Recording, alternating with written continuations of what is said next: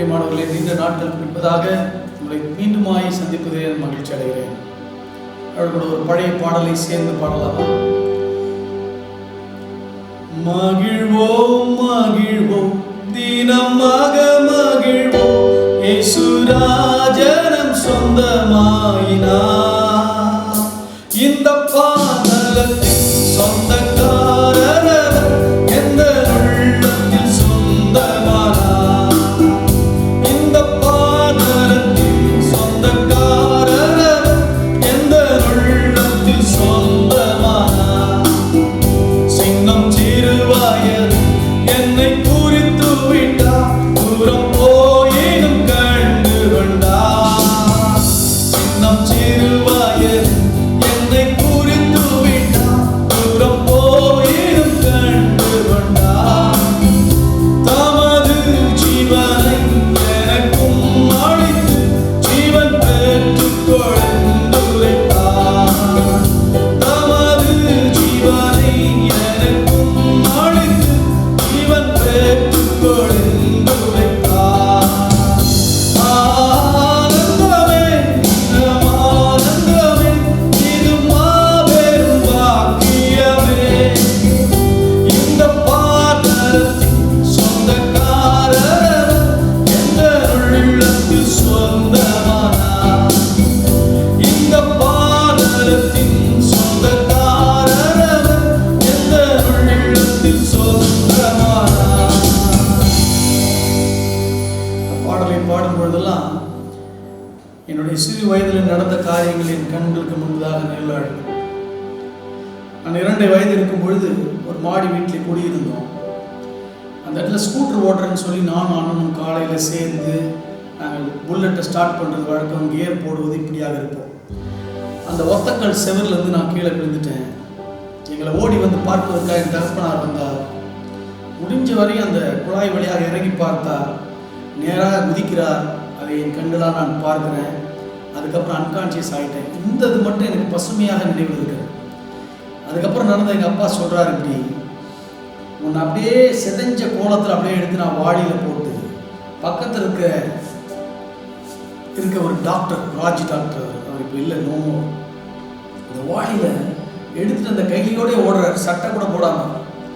போன பிறகு இவன் மறித்து விடுவான் என்று சொல்லி அந்த கோலத்திலிருந்து என்னை திரும்பி அனுப்பிவிட்டார்கள். இப்போ எங்கள் அப்பாவும் என் அம்மாவும், ஆண்டவரே இந்த பிள்ளை ஜீவனை கொடுப்பீர் என்றால் கொடும் என்று சொல்லி எண்ணெயை பூசிட்டு படுக்க வைத்து விட்டு ஜெபித்தார்களாம். அப்பொழுது நான் கண் விழித்தேன். அதுக்கு முன்பதாகத்தான் ஆண்டவர் எனக்கு ஜீவனை கொடுத்தார் என்பதை நான் உணர்கிறேன்.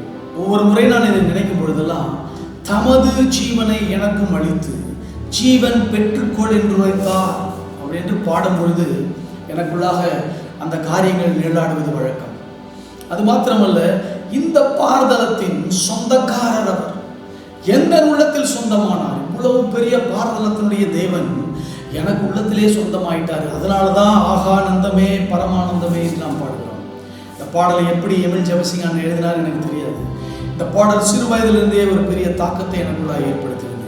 அப்பொழுது எனக்குள்ளாக எழுந்த ஒரு கேள்விக்கு பதில் ஒரு முறை நான் அட்டன் பண்ண செமினாரில் கிடைத்தது. என்னன்னா, டாக்டர் கேஓ ஜான் அவர்கள் எப்படி சொல்றாங்க, what is mean by life அப்படின்னு கேட்டபோது எல்லாரும் முழிக்கிறோம்.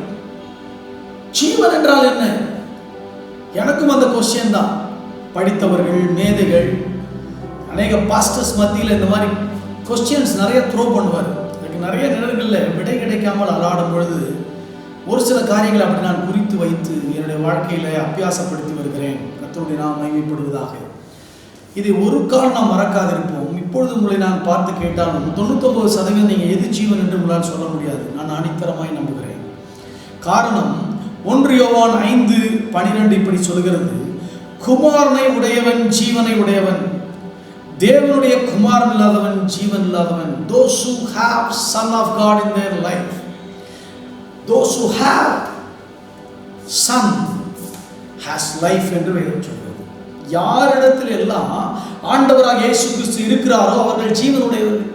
என்னை பார்த்து ஒரு கொஸ்டின் உங்களுக்கு எழலாம், அப்போ நாம் மாத்திரம்தான் ஜீவன் உள்ளவர்களா? இந்த ரோட்டில் நடந்து போகிறாங்களே அவங்களுக்கெல்லாம் ஜீவன் இல்லையான்னு என்ன கேட்டிங்கன்னா, என்னால் திட்டமாய் சொல்ல முடியும், they are mere existing, not living. ஆங்கிலத்தில் ரொம்ப அழகா இருக்கு.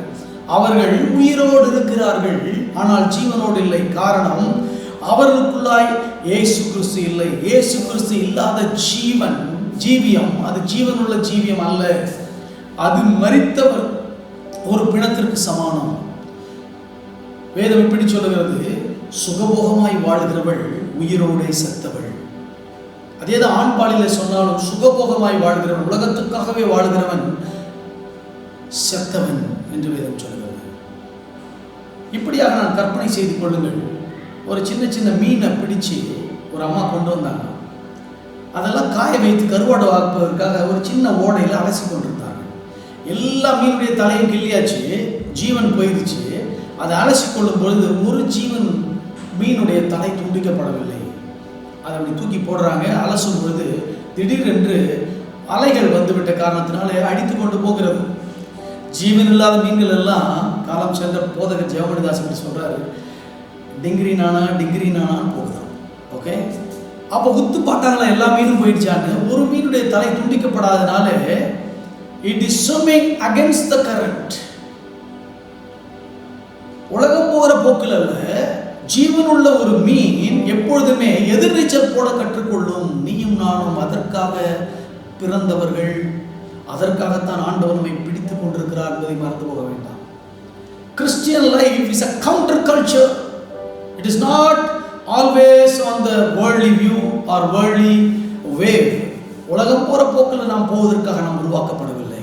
ஆண்டவராக இயேசு கிறிஸ்து 33 ஆண்டுகள் இந்த உலகத்தில் வாழ்ந்தபோது ஒரு காரியத்தை சொல்லி சென்றார், நான் உலகத்தான் அல்லாத போல நீங்கள் உலகத்தார் அல்ல.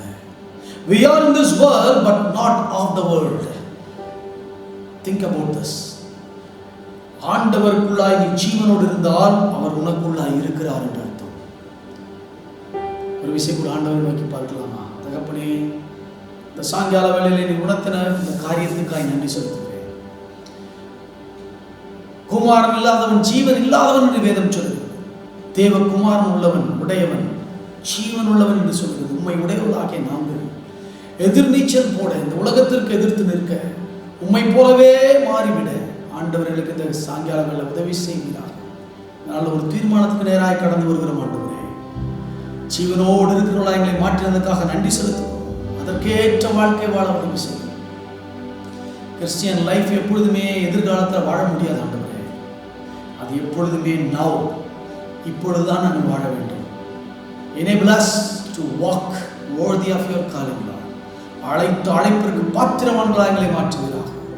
மீட்பர் இயேசு மூலம் ஜெபிக்கிறேன் நல்ல பிதாவே.